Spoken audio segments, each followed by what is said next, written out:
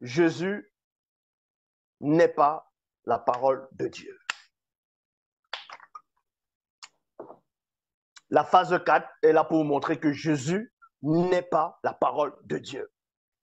Cette parole qui était au commencement, ce n'est pas Jésus. Ce n'est pas Jésus. Même si elle descend et qu'elle va prendre un corps, on va expliquer cela.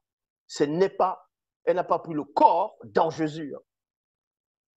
Jésus, c'est l'usurpation, l'usurpateur. On va aller tout doucement. Jésus n'est pas la parole de Dieu. Jean chapitre 1, verset 14. Bible du semeur. Celui qui est la parole est devenu homme. Celui qui est la parole est devenu homme. Et il a vécu parmi nous. Oui. Il n'y a que les gens vont mal comprendre parce qu'ils ne comprennent même pas le sens même de la spiritualité. Ils vont dire, ah oui, ça veut dire que oui, la parole a fait chair. C'est-à-dire, c'est la parole qui était au commencement, qui est descendue, qui a pris un corps directement. Ah, il est né, il a pris un corps, il est devenu homme. Mais s'il devient homme, pourquoi il dit encore que les paroles que je dis ne sont pas de moi? Si cette parole, si lui en tant que parole est Dieu lui-même. Bon, certes, la parole a pris un corps. Et certains, les auteurs des Bibles, vont faire croire que cette parole-là a pris un corps sur la personne de Jésus. On va vous démontrer que ce n'était pas Jésus. Ça, c'est ce qu'on appelle le christocentrisme ou de la christocentrisme. Donc, Jean chapitre 1, verset 14, Bible du semeur, celui qui est la parole est devenu homme et il a vécu parmi nous, point. Traduction littérale Alain Dumont. Et la parole, virgule, c'est une chair. Qu'elle est devenue, virgule, et elle a dressé sa tente. Elle a dressé sa tente parmi nous. Et nous avons porté attention à sa gloire. Gloire comme d'un unique engendré auprès du Père. Maintenant, vous allez voir le christocentrisme, comment ils vont ramener ça. Ils vont commencer dans Jean chapitre 1, verset 14, en faisant croire que cette parole est descendue, elle a pris corps, et que c'était Jésus. Donc, et maintenant, dans les Hébreux, on va aussi dire la même chose, mais sauf que c'est un gros mensonge. On va vous montrer ces choses-là.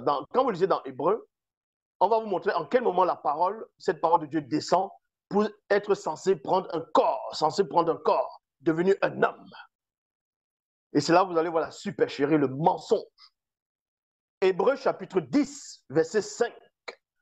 Dans la traduction du Monde Nouveau, il est dit ici, c'est pourquoi, quand il est entré dans le monde, virgule, il dit. Vous pouvez aller dans d'autres versions, dire, quand Jésus est entré dans le monde, il a dit. Voilà.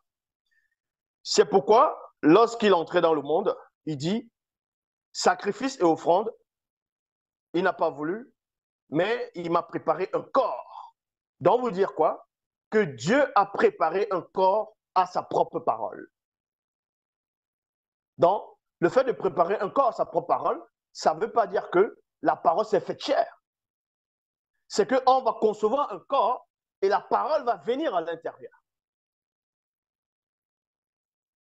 Vous voyez? C'est-à-dire qu'il y a la parole à part, il y a le corps qui est conçu pour recevoir la parole.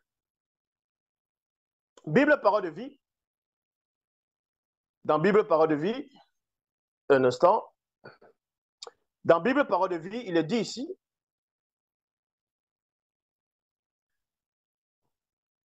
c'est pourquoi, au moment où le Christ et non Jésus, il y a une différence entre Jésus et le Christ. On va vous montrer cela avec les versets à l'appui. Quand on vous dit le Christ, ne pensez pas à Jésus. Parce que c'est deux choses distinctes.